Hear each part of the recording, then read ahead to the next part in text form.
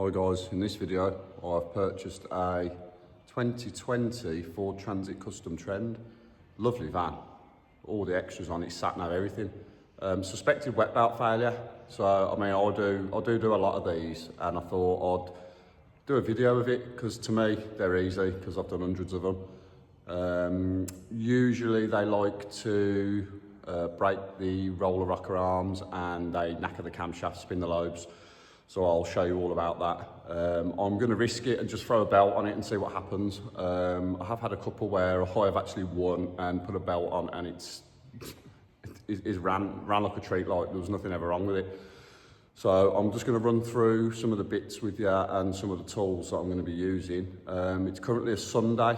I ordered all the bits for this last week. I wasn't actually planning to come in today, but because I dropped the missus to work at 6:30 this morning, I thought, well, I might as well come to work and do a bit.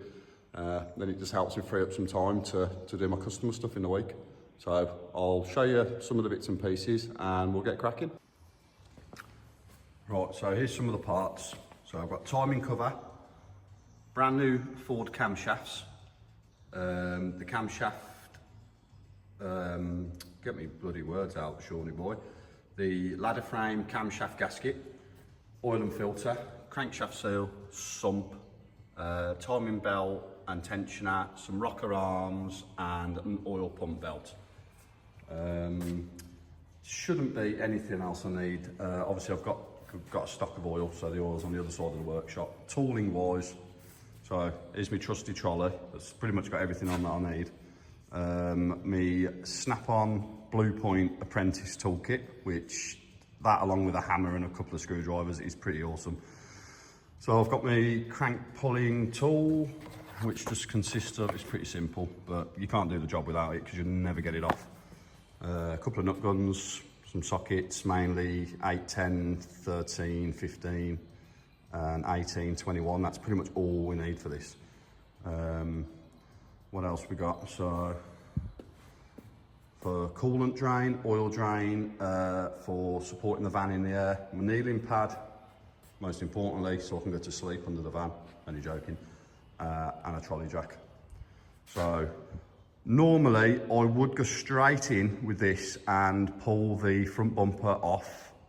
I'm going to try and just put a belt on it and see what happens, but it's 50-50 whether or not it's going to work. So I'm just going to go ahead, strip the front end as if I was going to be removing the cams. Then that way, if I have to remove the top end, I'm a quarter of the way into it already then. So I'm going to start by jacking up the van. I probably won't show that in the video because it's a bit boring. Right, so that's her jacked up in the air. I'll get some oil drained out of it, but I'm not going to drain all of it out because I want to try and start this. So if I just drain half of it out, if it does start, then obviously I can run it for 10 seconds just to make sure it's running on all 4 cylinders. But to start with, to get the bumper off, quick brief is remove the 2 headlights. There's a row of screws and clips on the top, number plate, 2 13s behind there, 4 Torx bolts holding the front under tray lip to the bumper, and then we've got 1 Torx and then another Torx up there on either side. And then there's a few clips that you have to unhook behind the bumper, wiring loom underneath the driver's headlight. That is pretty much it for the bumper. Then the front panel will come off, which consists of a few 10mm bolts and a couple of cable clips and stuff. That's easy peasy. So I'll do a quick video now of the front bumper coming off.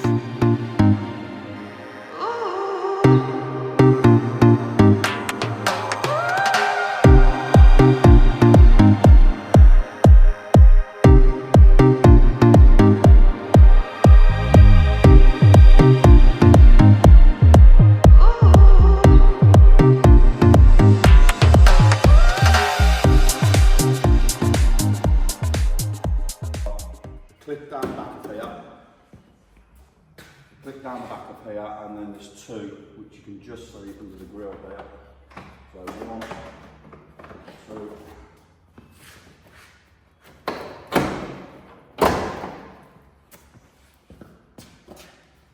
One, 2, have made this easier on the later model. The earlier model, you have to bend this up, you have a screwdriver behind it.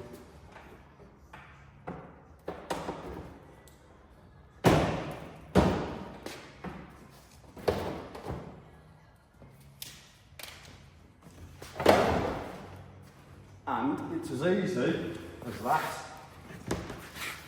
As easy as that. Oh, looks like this has had maybe a little bit of a front end impact because the crash bar's black, not silver.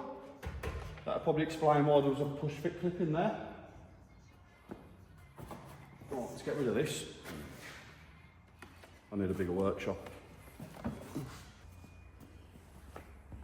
Right, so for the coolant drain, we need a pair of clip pliers. Take the cap off the coolant bottle. Let the coolant escape quicker. Whenever I'm doing jobs like this, I always try my best not to make a mess with regards to oil and coolant. Obviously there's going to be a mess of tools everywhere, but I'll know where everything is. But you watch me end up making a mess now. So there's a bottom hose under here, which I like to drain from, and then I'll put the hose back on after. Right, so there's the clip on.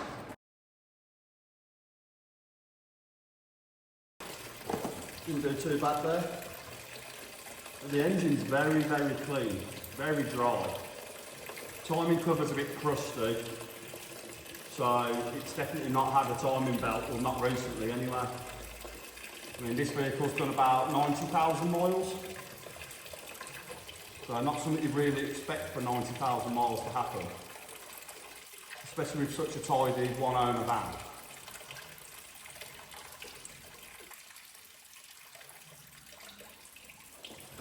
Right, I'm going to say that'll be enough.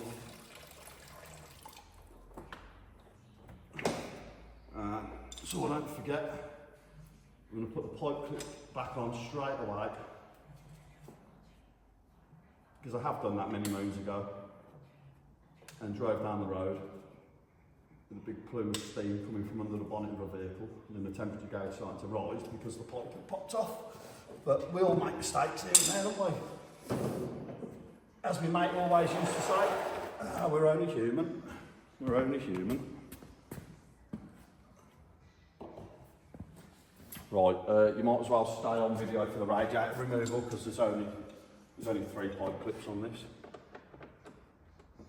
And the last one of these that I did, I accidentally knocked my broomstick bonnet prop and cracked myself off the head. And it hurt.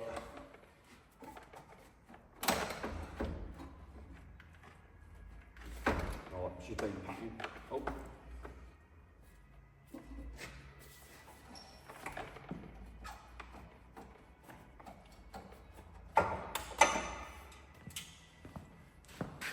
Right, this is the pipe I don't like because for some reason it always holds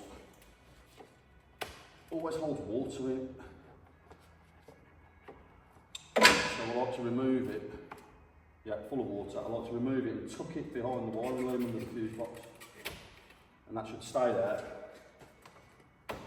Right, now we need the return back to the tank.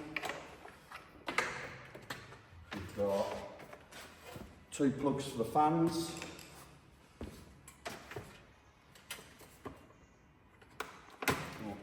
One clip there, one clip there.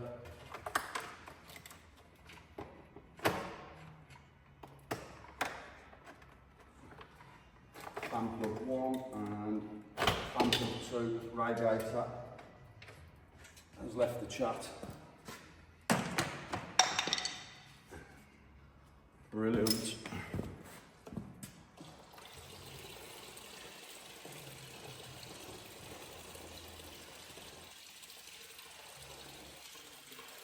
That's just me draining the excess out of the radiator, so when I put it down, it doesn't make a mess on the floor.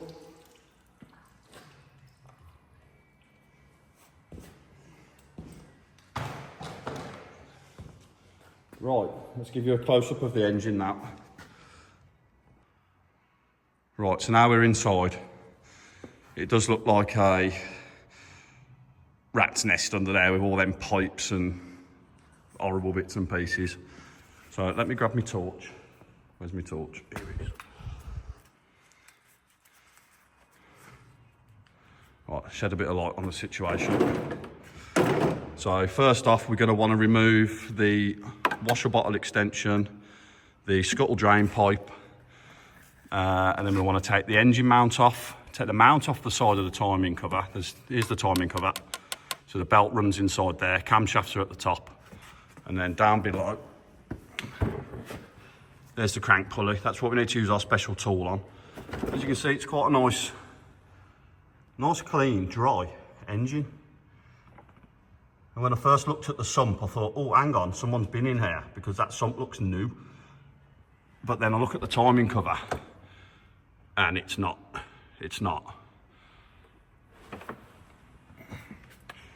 So, right, I'm going to start by removing some of the bits off the side. I'm not going to touch anything on the front. That will come if it has got knackered cams and broken rockers. So let's start pulling the side apart.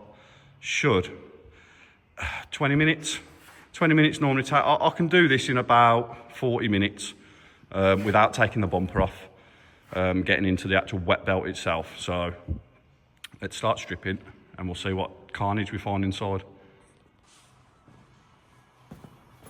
Right, so first off, washer bottle extension. This one again is a 50-50 whether or not it's full, because if it is, yeah, empty, it'll make a mess. Scuttle drain. Fold that back up. Someone has been in here because they have left the servo unplugged for me, thank you. And I pretty much guarantee that this is a belt failure.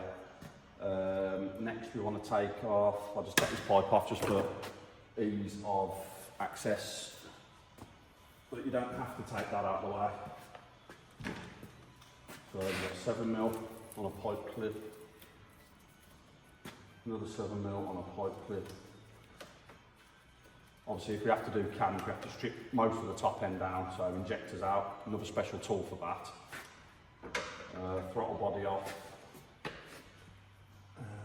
Yeah, there's supposed to be a 10mm on there, they've left that off as well, so someone's definitely been in here for some reason.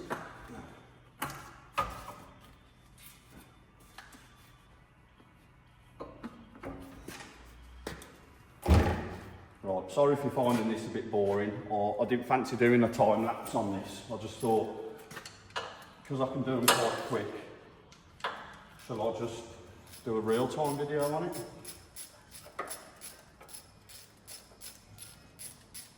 So we've got two 8mm holding the auxiliary water pump on.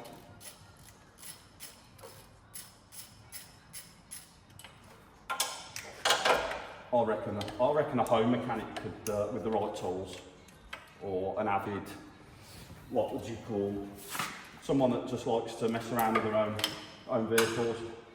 I reckon you could do this on your drive. Take you a bit longer to do, obviously, but really isn't a bad job.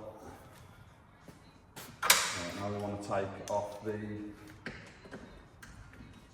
oil filler. Just move that out of the way. Then we want to get into a clip down the back of here that holds the pipe on to the timing cover. There we go. And I'll tuck that over the top of there out of the way. And we've got a water pipe runs down the back. I mean, already, if you can kind of see on this video, the access there is incredible already.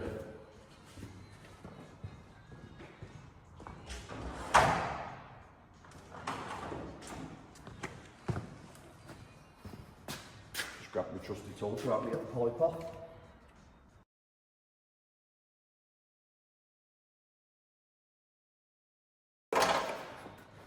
There we go. Right, that's off.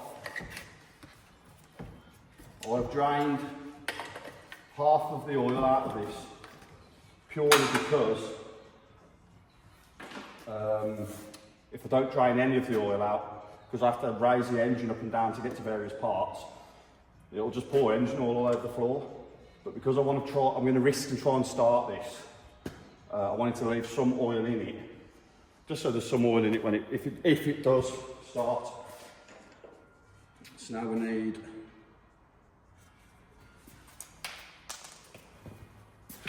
18mm, and I'll crack 3 of these completely off out of the 4.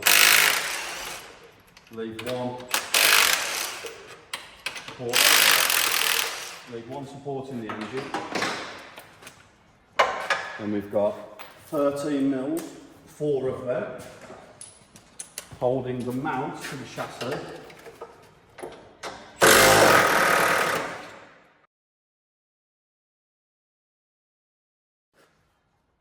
Right, that is the engine detached on this side of the van.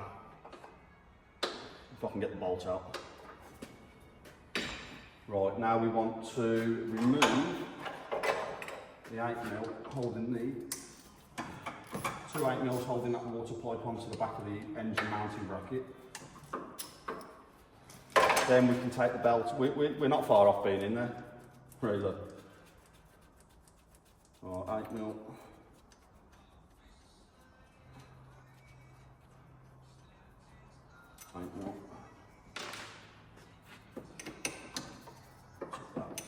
Get the engine out of the way. Shove them down on the chassis bar. I've just got certain places where I've got certain bolts, and you just know where to go for them.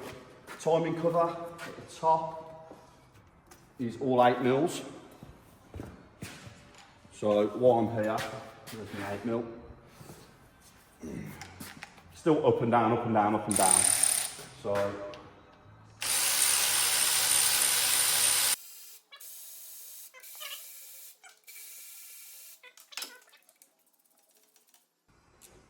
right, okay, and then on the mount we've got 15s, 1, 2, 3, 4, 5, and then a hidden one down the back, 6.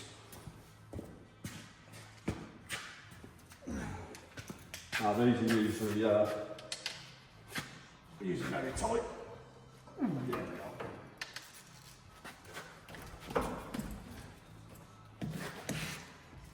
And that's why I've got bad palms hitting spanners.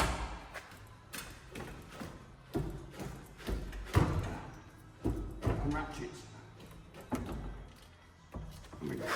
We got it. Oh, you will go to the ball. You will go to the ball.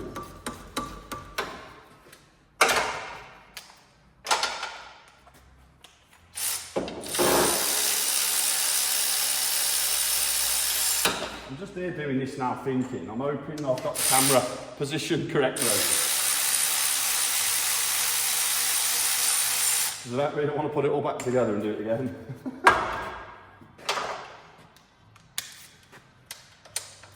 Although, I'll do that many of them, I could just do another video.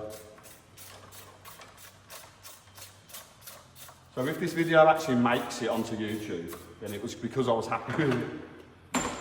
Right, and we've got another one down there at the back.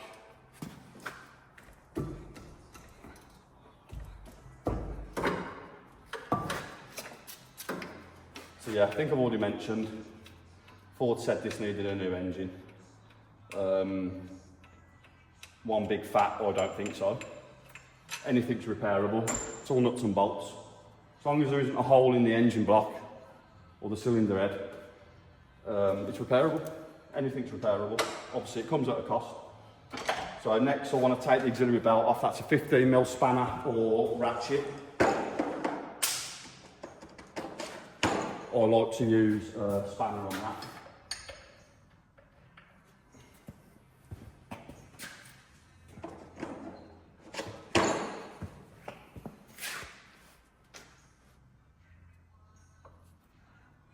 Stay on there. Or not. Bit of extra leverage.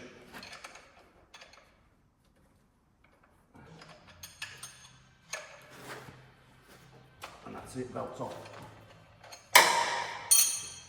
Right, belt's off. Now next we want to get rid of them. Won't need them to the end. Right, now I want to jack up the engine, remove this mount completely, and then I will sit the engine on an axle stand underneath the gearbox, and then that leaves this end completely free for me to have the sump off, the timing cover off, without having to move jacks and everything out of the way all the time. So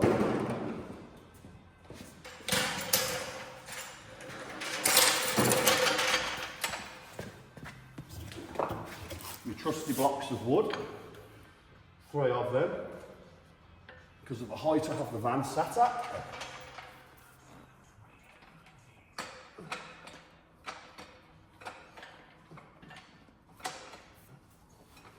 So the engine lifting, right, that is off the chassis now. I can remove the last 18 mil.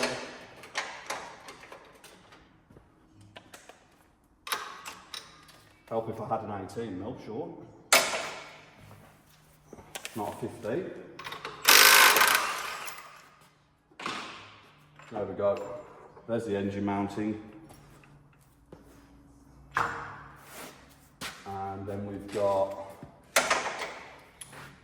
another trusty 15 in here, which if I get a shorter socket,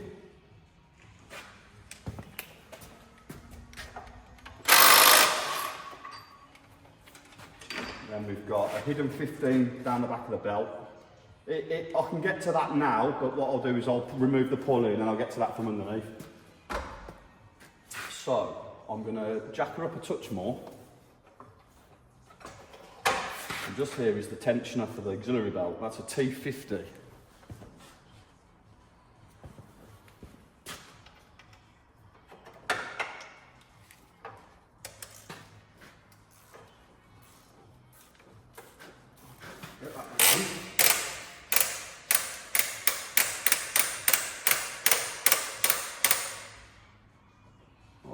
That's got some good Loctite on it, that has, because that made more ratchet slip.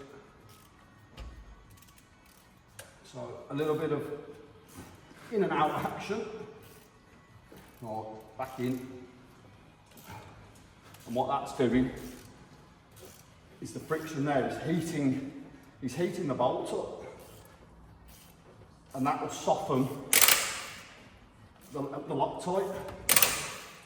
If you was to just go straight for it or put a nut gun on it, you just snap the bolt off.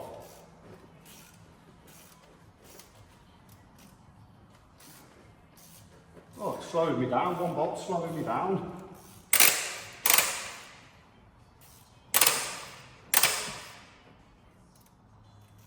Come on.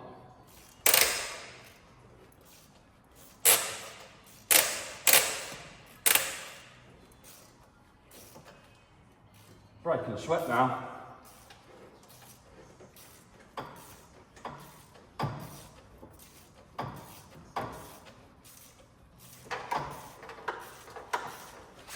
There we go. There we go, it worked. Yeah, Loctite on there. Right, tensioner off. Next, we've got a couple more 8mm for the timing cover. So I'll whiz them out while I'm here, because I can get to them nice and easy.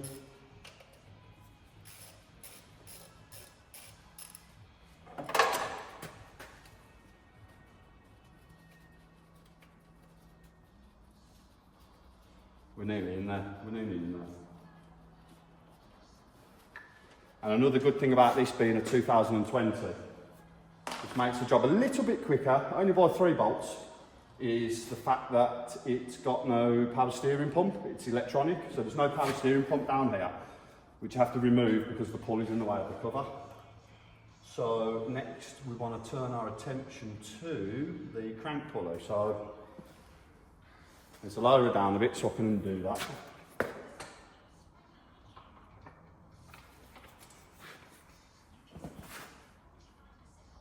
Yeah, right, okay. I'll do a close-up shot of this for you with the tool so you can have a look.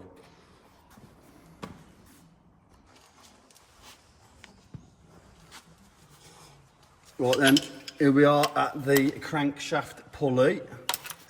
24mm centre nut. What we want to do to start with is there's two M8 threaded holes, and I've just knocked the camera. My apologies. We want them threaded holes. Oh, she's got some compression. She's got compression. Is that good or bad? Right, we're going to see shortly. I'd expect her to have had nothing, unless that belt's just gripping. Right, so we've got the two threads there. They're for the puller to attach to. I need my big nut gun with a 24mm socket.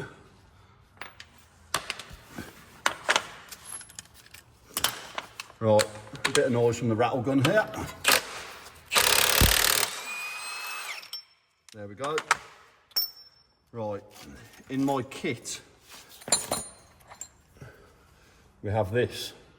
Now that goes in the end of the hole to protect the thread in the crank. Then we've got the bar itself. And then we've got the two bolts that hold the bar on. So what I'll do is I'll screw one of them in a little bit. Get my 6mm Allen key.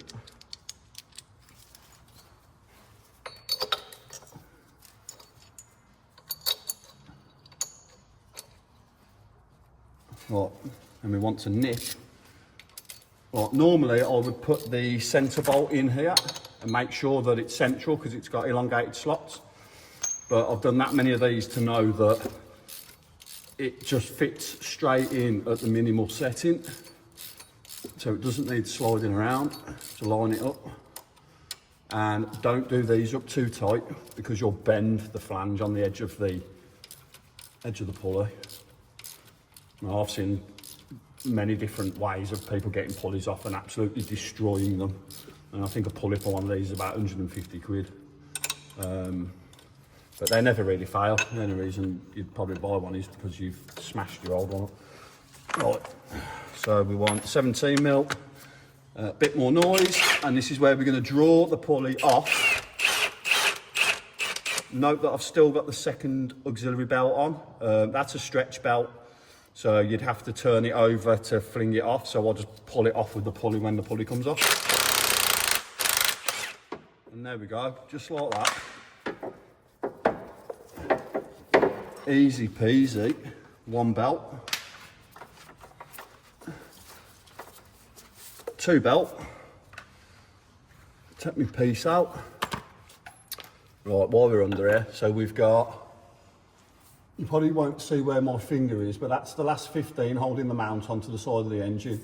And we've got 1, 2, 3, 4, 5, 6, 7, 8mm.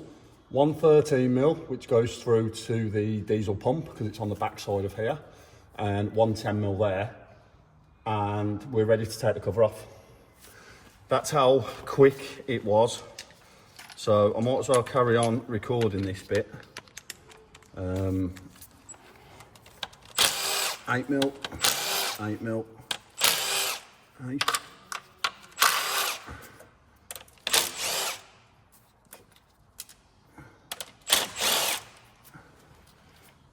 Right, they go there.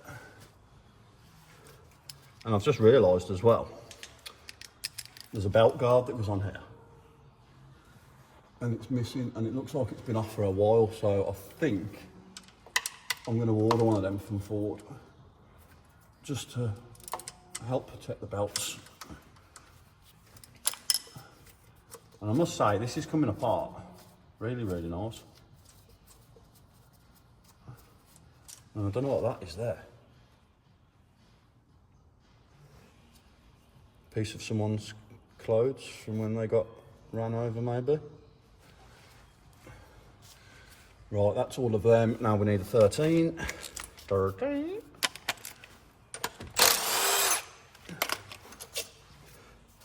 And a 10. Am I going to get in there with that?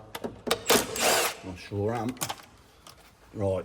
Then on a later model, we've got the, I need my trim fork for this, but if I remove this.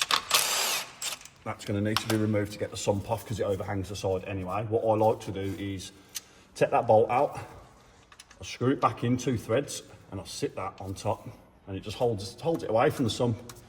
Because there's nothing worse than trying to lift the sump in that's got all the sealant on and you accidentally knock a pipe. Right, that's that. Pull this clip off. Here he says. Oh, I think I might need more trim fork.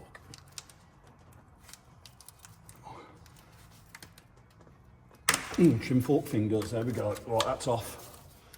And then we've got the last 15mm on the mount, and we can hammer this cover off. Because you can try all you like to save the cover, but they're so thin and so well glued on that you ain't. I have saved some in the past where customers brought a vehicle, no evidence of the wet belt being done. We've had it in and done it as a precaution, and the covers, they've used such a rubbish sealant. We call it the vinegar-based sealant, the horrible stuff. And you literally only have to look at it and it'll fall off onto the floor. I mean, then, you know, you can reuse it, and there's the mount. So we are apart now. We are ready to take this cover off. I'm a bit sceptical now because I felt compression when I turned that crank pulley. I've turned this engine over when I went to look at purchasing the van. I put my boost pack on it and I turned it over, and it span up like it had no compression, just like a wet belt's gone. So hopefully it's not a case of there's pistons with holes in. I've said it now, haven't I? Right, let's get this cover off and have a look.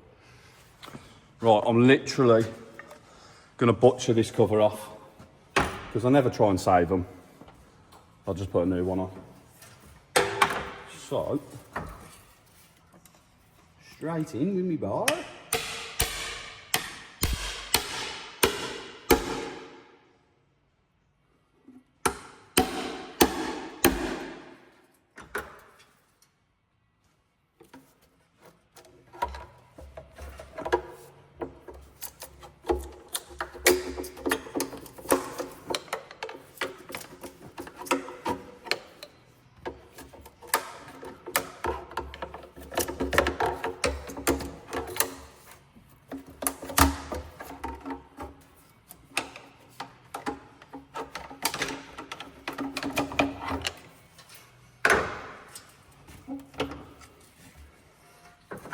Let's pop down to the bottom.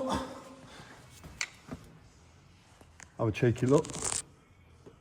Oh yeah, teeth missing. Teeth missing. We are okay. Well, we're not okay, but we know we're repairable. There we go. Right, now we're inside. I'm going to hazard a guess. I've just got a feeling this is going to need camshafts. Right, so we've got one timing hole there, another timing hole there. They both line up. You can see the hole at the top at 12 o'clock on both sides. So that's how far out that one is from that one. Now, if you look at the belt, 1, 2, 3, 4, 5, 6, 7, 8, 9, 10, 11. There's at least 15 missing teeth off there, and they're all in the sump.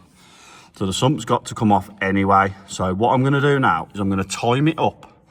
I'm going to put a belt on, and then I'm going to bolt the timing cover on with just like, I don't know, 6 or 7 bolts, and I'm going to turn the key and see what happens. So let's do this.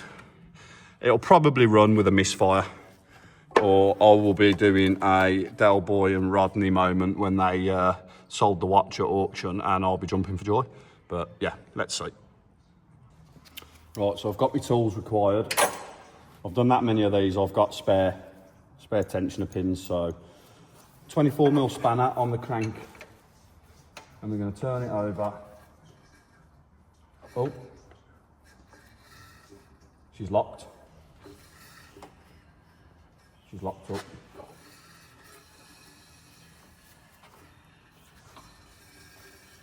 Oh, now she's spinning.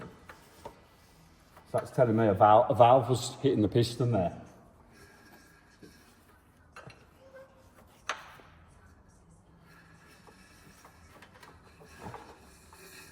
It's just caught. Right, so what we're going to have to do here is we're going to have to do this the hard way. So, 8mm Allen key. We're going to set the tensioner back and put the locking pin in. Right, that will now enable us to take the belt off. Yeah, that has got all them teeth missing. Lovely. Right, now the crank has a woodruff key on it, which sits at 12 o'clock. Now there's a special tool for these, but I do them all by eye. Like I say, I've done hundreds of these, do them all by eye.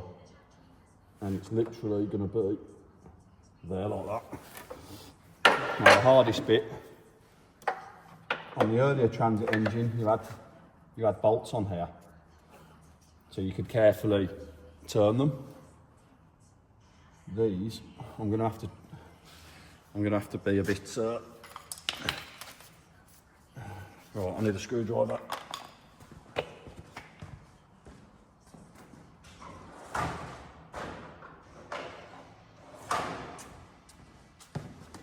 A nice flattimus, bladimus. And then we're going to try and spin. Oh, she's got compression. Right, that one should accept a pin. There we go, right.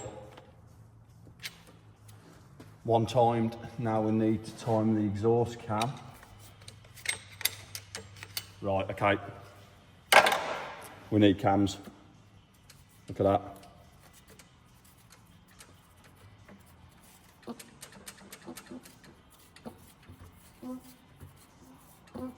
That's...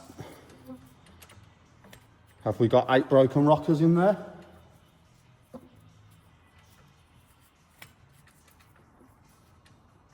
We've got no resistance whatsoever. Right. Cut. Cut. Right, I'm going to time lapse this because I'm only here till 2 o'clock today. So I will pick the missus up from work on the way home and spend the afternoon working in my garden. So let's get this time lapse on the go, and when I get into the point of removing the injectors, excuse me, I will do a video to show the tooling required to remove said injectors, because they will not come out by hand, I can almost guarantee that. So again, a quick brief. I'm going to remove the wiring loom from the front, the throttle body, EGR link pipe, alternator, thermostat housing can stay. I need to remove the intake pipe. What else have I got to remove? Oil filler, rocker cover, and then I'm pretty much into the injectors. So this probably going to take me about 20 minutes. So I will see you back on a real-time video when I am ready for injector pulling.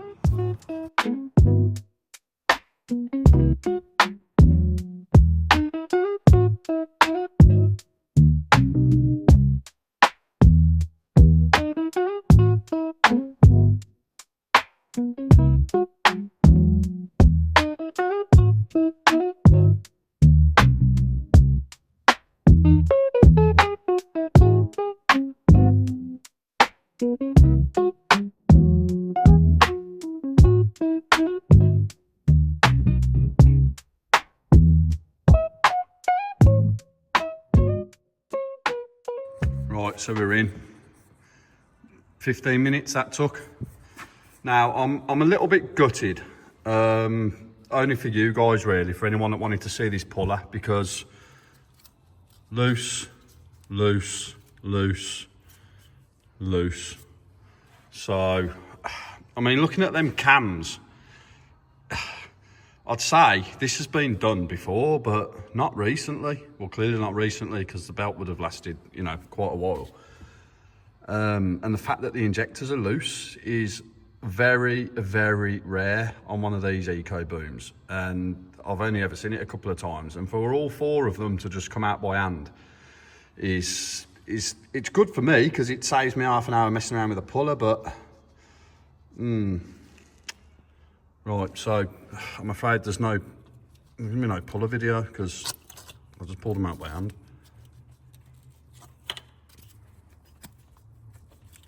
Right, so I'll get these cams off, which consists of a row of 8mm bolts, one 10mm stud there for the oil dipstick, a row of 8mm in the centre, and a row of 8mm down the back with a couple down behind here. Brake vacuum pump is connected to the end of the exhaust camshaft right there. I've unbolted the bracketry off that. I've actually got to take that off. So that will just lift off with the camshafts, then I'll unbolt it and fit it to the new cam carrier. Yeah, there we go. Right, so the injectors are all out. I'm now unbolting the cam carrier, which consists of the 8mm and 110. It's already started lifting. And there we go. Right, there's one down the back which I can't use the nut gun on. So wherever my ratchet has gone, there it is. 8mm. I'm intrigued now, because I want to know what damage is inside there.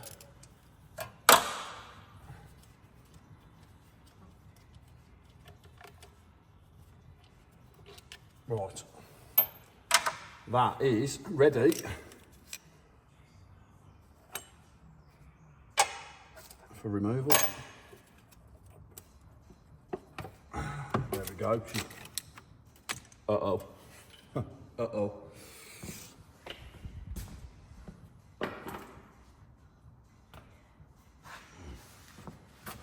Right, let's show you this. This was a high-speed failure, this one was. So we've got 1, 2, 3, 4, 5, 6, 7, 8, 9, 10 broken rockers. 1, 2, 3, 4, obviously 6. 6 that don't appear to be broken, but until they're inspected, they could still be cracked. That one looks okay, actually. So, right, we need to get all this apart, get it all cleaned up, and then check we've got no bent valves, which hopefully we haven't, and then we can go for a reassembly. Right, here's our 10 broken rocker arms. Now, luckily, you see the little roller bearings there? They're from inside the roller wheel. All of these broke and kept the wheels complete, so none of the bearings actually fell down into the engine. So we haven't got to fish all them out. So we've got 10 broken rocker arms. Now, I've got my steel ruler here, and I can see they're okay visually. So I'll sit my steel ruler on top of all the valves, and none of them are down or different. I know every single one of them had a broken rocker, so is every single one bent and they're all sat the same? All the ones at the front, they're all level as well. And there was only, 2 broken on the front on the inlet cam. So I'm going to gamble that, and I'm going to build this back up.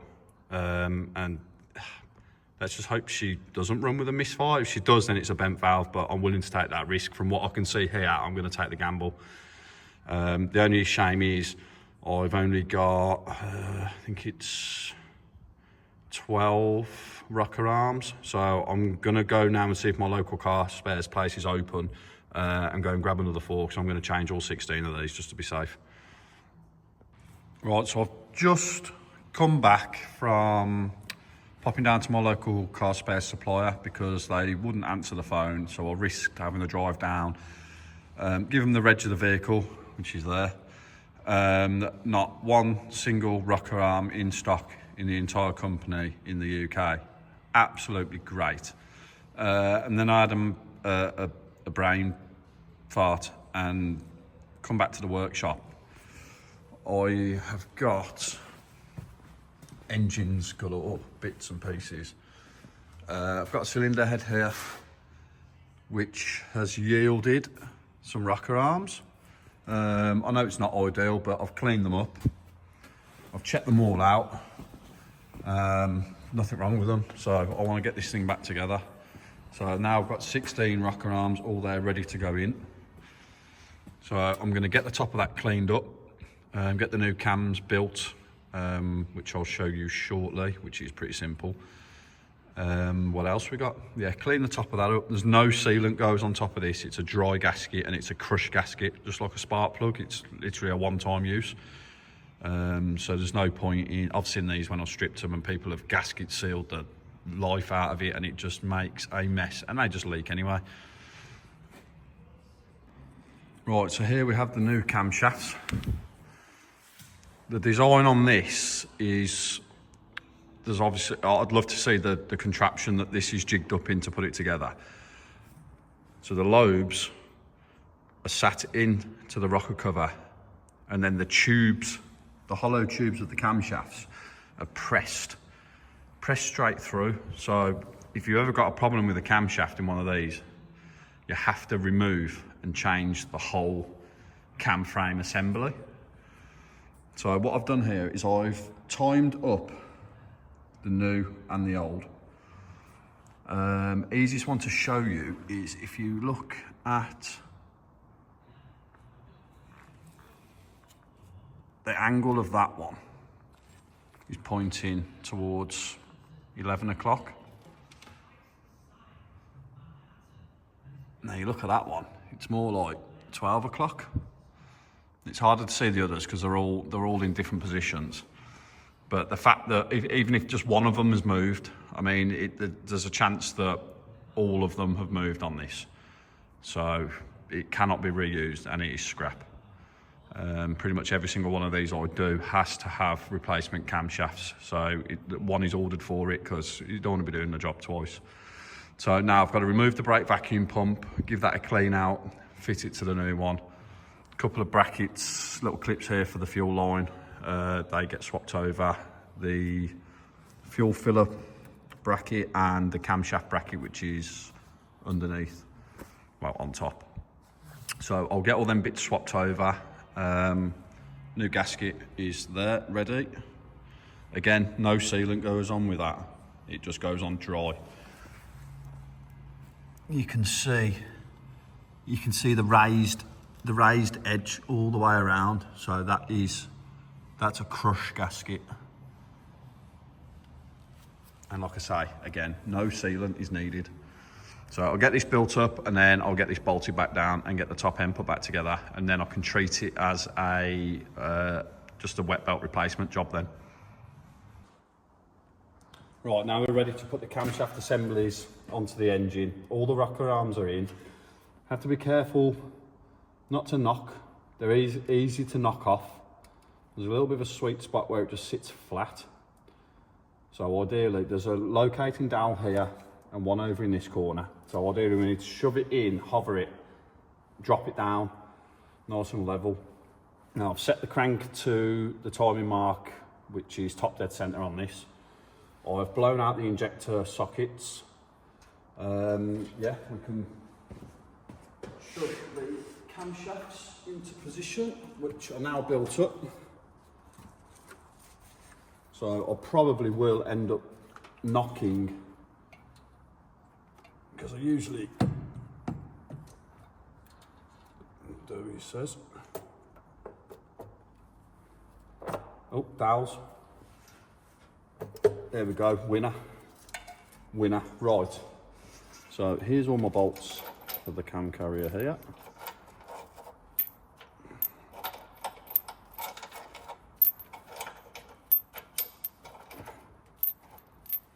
Even though I've done countless of these, I thoroughly enjoy doing these. I really do. They're a nice job.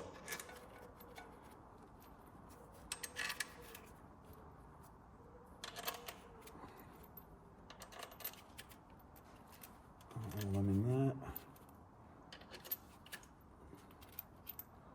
Right, I won't bore you with bolting all this down. So I'll get this done and we'll skip to the next bit. Right, that's the camshaft assembly bolted down. Timing pins are in. Injectors are sat down, just nipped so they're slightly loose. You don't want to send these all the way home until all the fuel lines are on and done up finger tight. We've got fuel line. Well, actually no. First, I need to put this on. I learnt that the hard way when I did my first one, and I had to strip the whole thing back down. Right, so right click into there. That goes through and bolts down on top of the brake vacuum pump.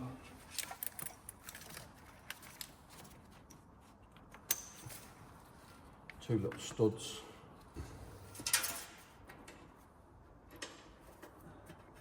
Again, I do these quite quick, and I do enjoy doing them. That's why I thought I'd come in on a Sunday, get this one knocked out, because I've got a engine rebuild to do next week, and ideally I could do with the vehicle sitting where this one is.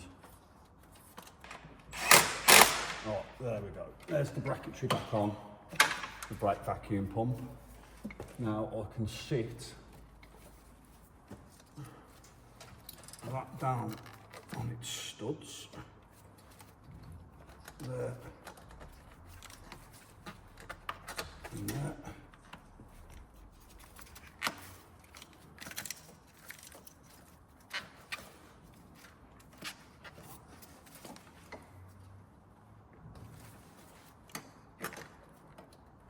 That's it. Two 10mm nuts. Hold that down.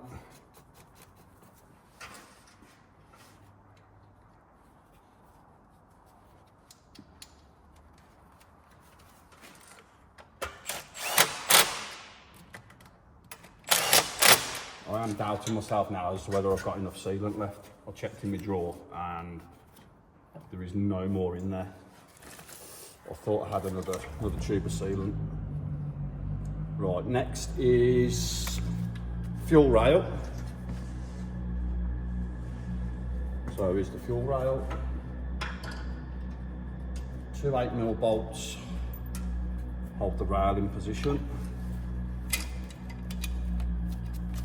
It's the feed from the pump. Again, I left the injector slightly loose to enable all the pipes to fit nicely. I also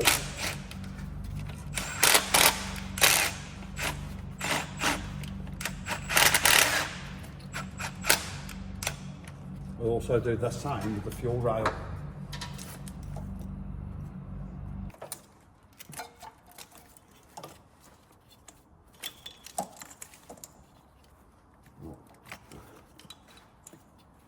Tucks down there.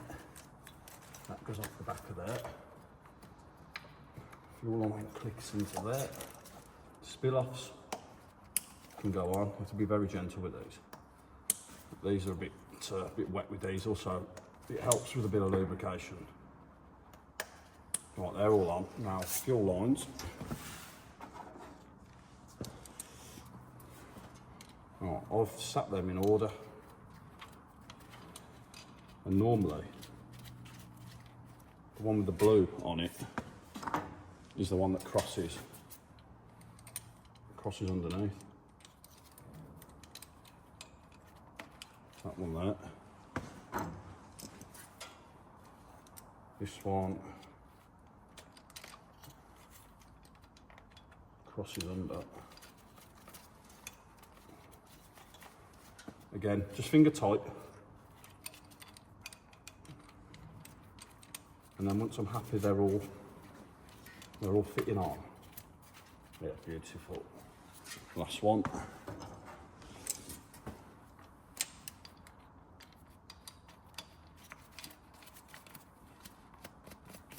Right, lovely. Now we can nip the rail up.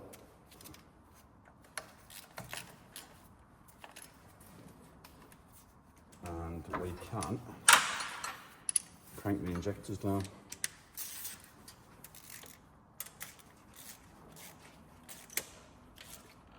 Click.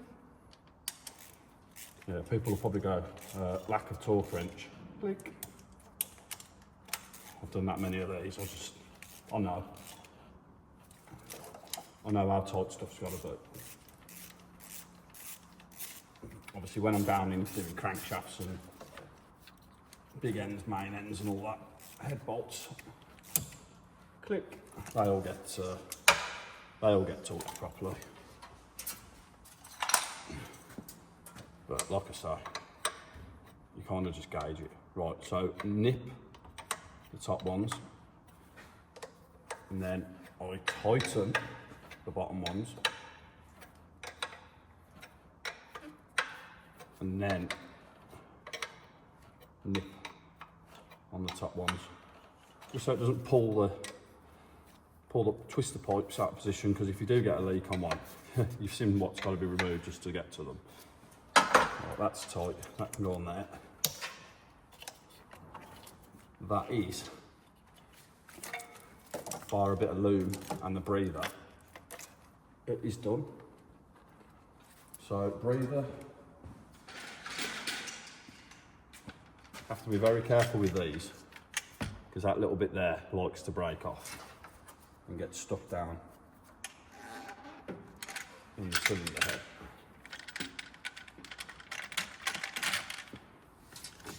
Shed a bit of light on the situation. Beautiful. Straight in. And they're 4 8mm.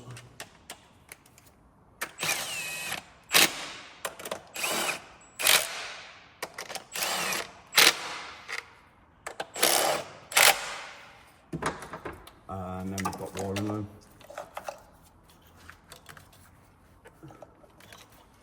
Have to pay special care and attention to the plug on here, which is the fuel pressure sensor. They're very, very fragile, and I've had a couple where the vans have come in running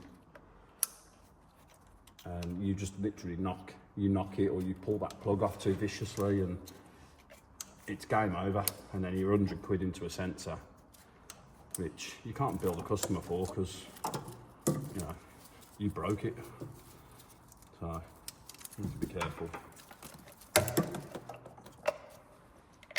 Well, some people have billed the customer for it. I wouldn't. It's not fair, really. If something I broke, I'll sort it, look. Right, we're pretty much there now with that. Top end's done. We've got the dipstick tube. I'll find the nut for that.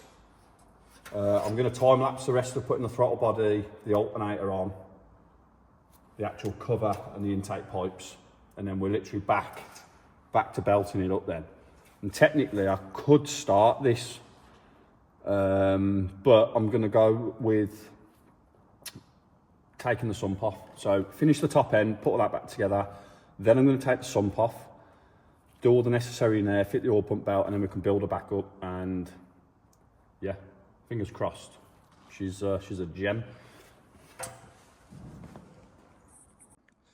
Right, I didn't time lapse that in the end because I decided to watch back what I just recorded whilst putting that together. So however long that recording took of doing the injector pipes and stuff was how long it took me to literally put all that back together.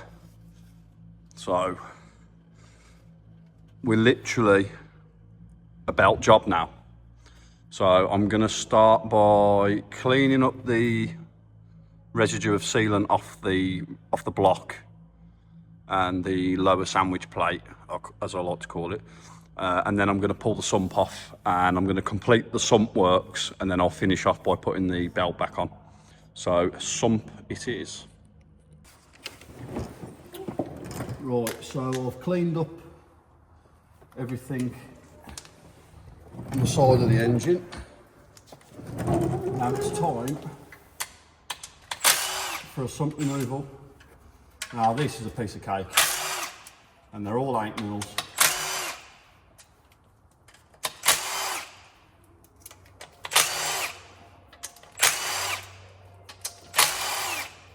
And I must remember to drain the rest of the oil that I've left in there,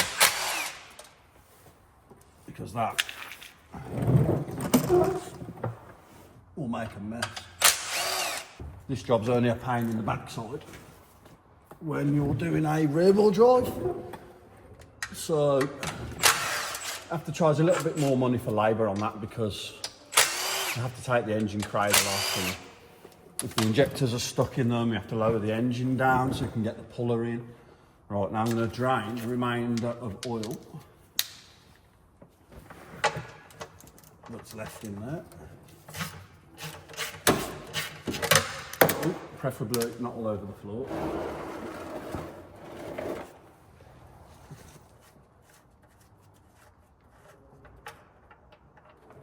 Lovely.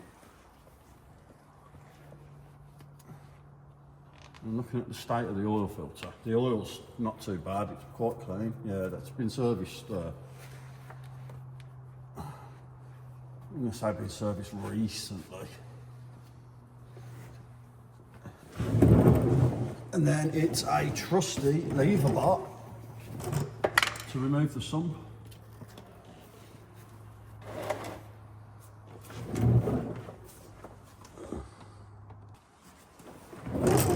That's all the oil out.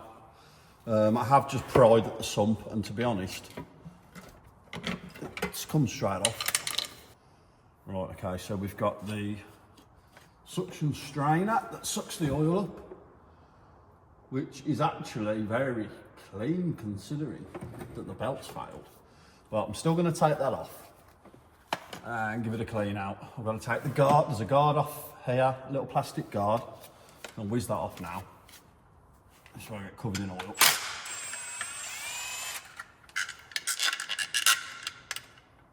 And that's where the oil pump belt drives from the oil pump up to the crankshaft.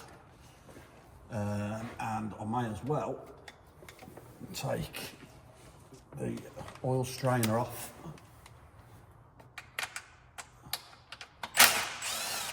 Which I will just give a real good clean out. There's nothing that really breaks on them, and if you spend the time to clean it properly, brake cleaner and a nice airline, there's no problem at all with that going back on.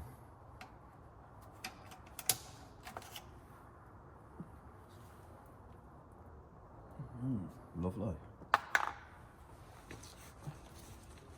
Right, oil pump belt.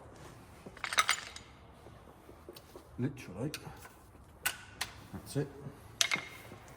Pull that out. I'll get this cleaned up, and that's a reassembly. There's not much else to really show you there. I mean, I can show you the underneath and the oil pump.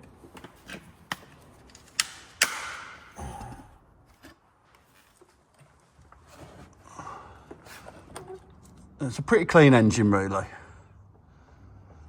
So there's the oil pump there, and there's the sprocket on the end for the belt. You can see where I've knocked the belt off. So that's just a simple, quick clean up.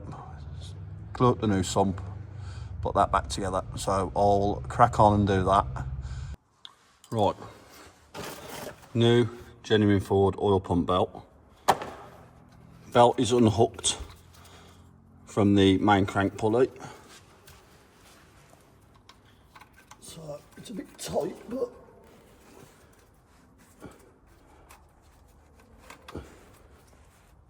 I can drive it out.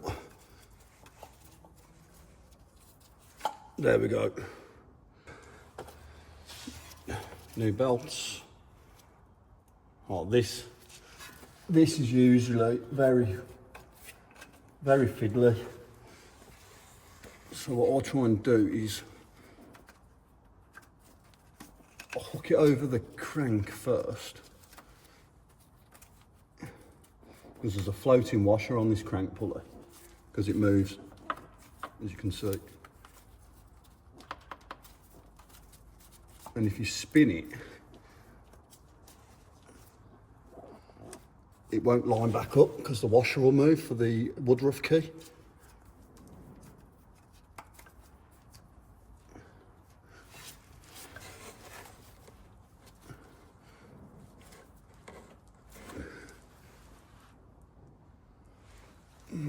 It's close.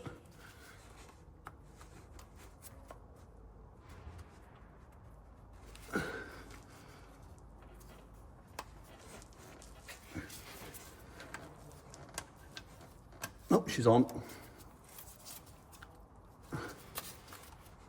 Right, that's the oil pump belt on. I've cleaned the strainer out. I've cleaned up the sump, just a flat blade and a bit of red scotch. The scotch does a real good job, if you can see that in the video. Absolutely wicked. And then a bit of brake cleaner on a rag.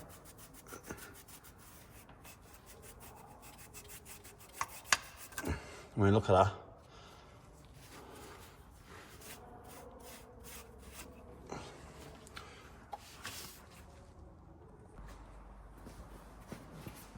Right, we're going to turn our attention to sealing up the new sump.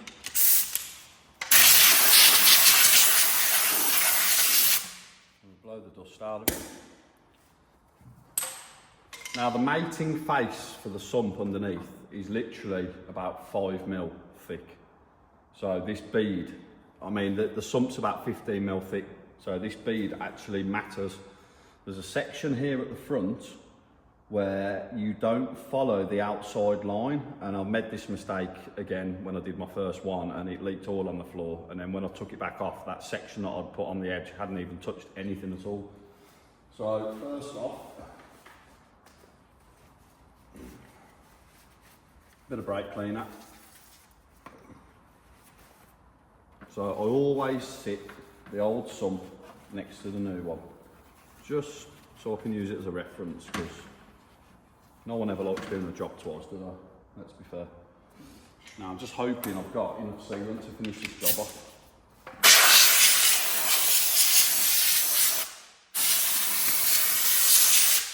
So I'm going to have to go a bit sparingly, even though I don't really go mad with it anyway, because you don't need to go mad with the sealant. Right. So we're going to follow this line. So that's the sump now, ready to go on. Right. So I've got the sump in place. I'll whiz the bolts in just loosely.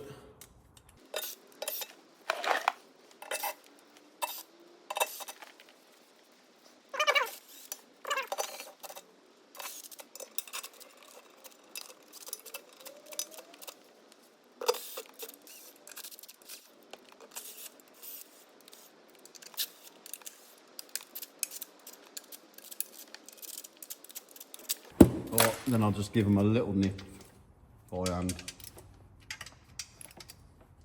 Literally, not even a quarter of a turn.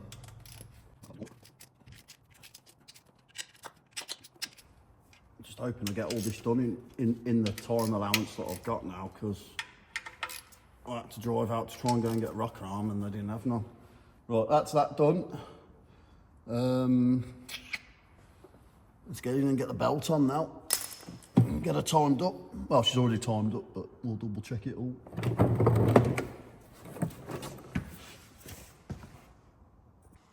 Right, I'm going to time lapse this bit, but it's literally going to consist of putting in, well, I'll tell you what I'll do is we'll get the new belt on. Yeah, I'm going to time lapse this bit so I can get cracking.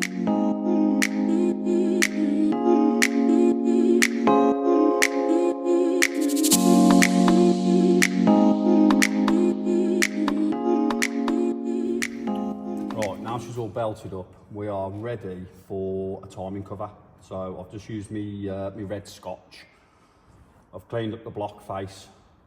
Now I will glue the timing cover up, clean up one of the dowels. There's two locating dowels at the bottom that the timing cover locates onto, because the crank pulley seals into the seal, so it can't. The timing cover floats around. You can't go wrong with these dowels. They're really good. Makes the job a lot smoother. Not like the old Connects where you'd have to leave the timing cover loose so you can centralise it up to the seal. Right, let's get this timing cover on. So again, as with the sump, I've just pressed in the crankshaft seal and we'll give her a clean. Again, don't need a lot of sealant on this. And we have a nice big mating face on it.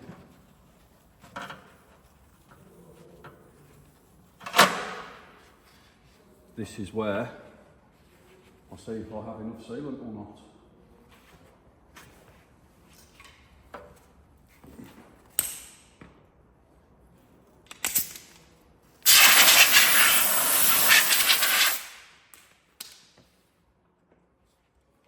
Here goes nothing.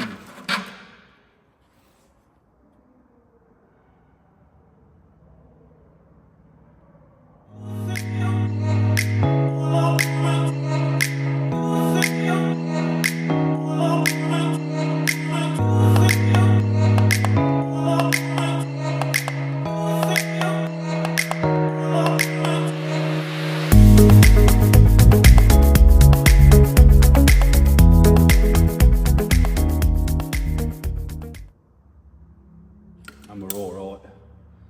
Put a little smidge on that. Little smidge on there. There's probably enough in there to do another one, to be honest. Right. Bit of brake cleaner on the engine block.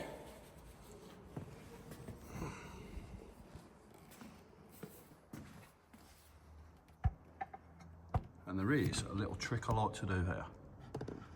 So where the cylinder head joins here and the cam frame joins there, and you've got another join at the bottom for the sandwich frame, they are very, very common for leaking here on that joint. So what I like to do is clean it up and apply a little bit of sealant to it. I can come out now.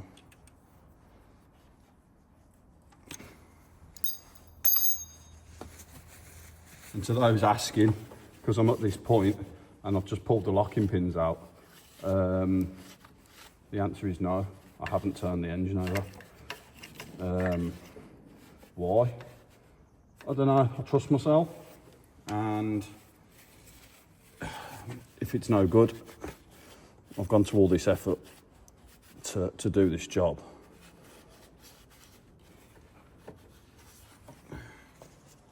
It'll be fine. It'll be fine, I know it will. A bit more brake cleaner.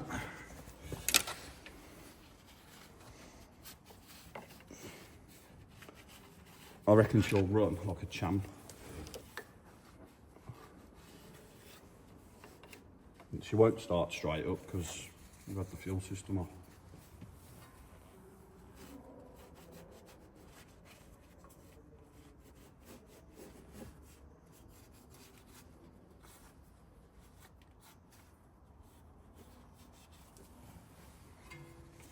Oh, I don't know whether to video this bit because this is where I could do with an head china and have a pull to help me, so I can be at the bottom and then have the timing cover lowered down to me.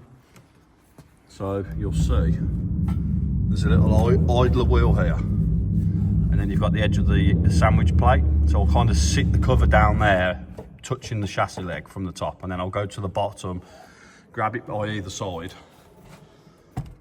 and shove it onto its locators. So now we'll put a little bit of sealant on these joints.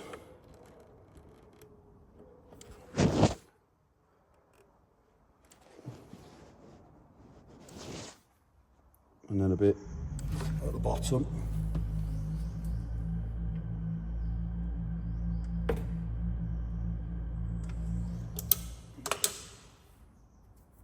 And then I'll use my finger to finger it in. Just make sure it fills the gap. And I've never had one leak from. Oh, lovely. Never had one leak from. There we go. Look at that. Now we're ready for a cover.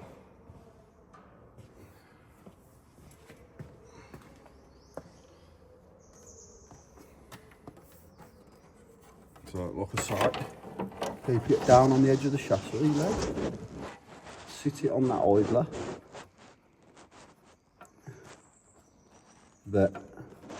there like that, and then I need to gently go down to the bottom without it moving.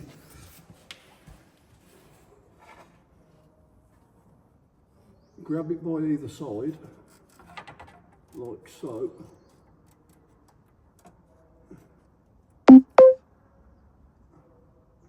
One dowel. Oh.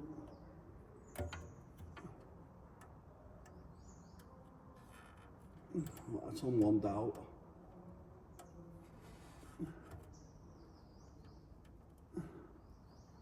Stay right there. One dowel.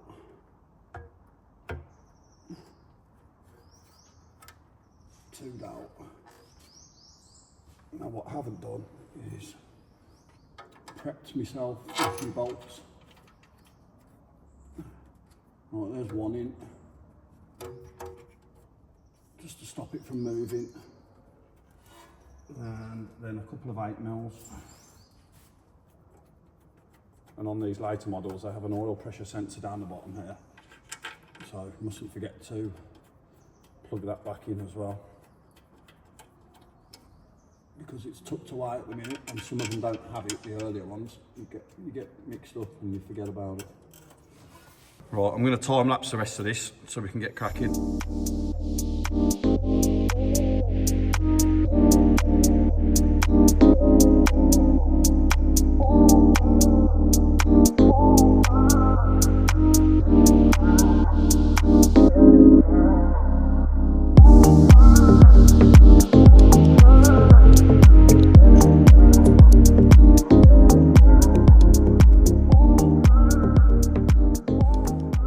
Right, so I'm pretty much at the reverse of removal.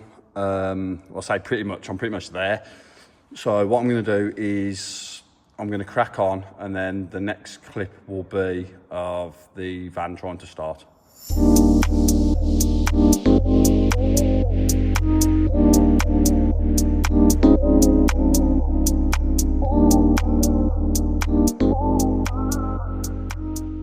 Right, so it's currently 2 o'clock and I need to get out of here.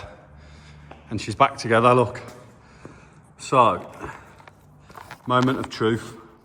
A lot of people will probably comment on this saying, oh, you haven't let the sealant go off. But do you know what? It's my van. It's my problem. If it leaks, I'll deal with it. Right, let's see what happens.